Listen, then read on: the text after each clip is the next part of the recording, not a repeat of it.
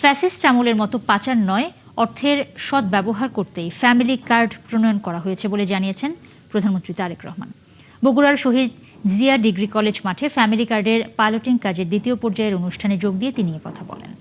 তারেক রহমান বলেন, সন্তানদের শিক্ষা এবং ভালো খাবারের বন্দোবস্ত করতেই মায়েদের হাতে ফ্যামিলি কার্ড তুলে দিয়েছে সরকার।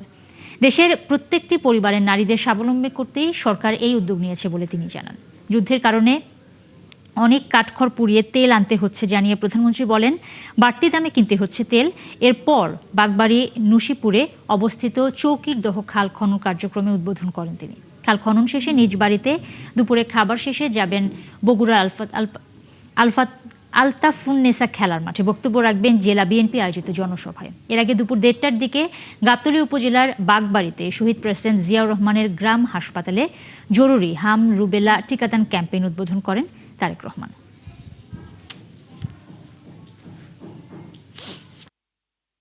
নির্বাচনের আগে বলেছিলাম আমরা চেষ্টা করব বিগত স্বৈরাচারের সময় যেই দুর্নীতি হয়েছে, দেশ থেকে লক্ষ কোটি টাকা পাচার হয়ে গিয়েছে, দেশ থেকে লক্ষ লক্ষ কোটি কোটি পাচার হয়ে গিয়েছে, টাকা অর্থ সম্পদ চুরি হয়েছে।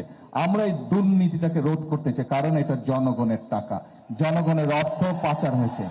সেই টাকা দিয়ে আমরা ফ্যামিলি কার্ড করব ইনশাল্লাহ, সেই টাকা দিয়ে আমরা কৃষক কার্ড করব ইনশাল্লাহ।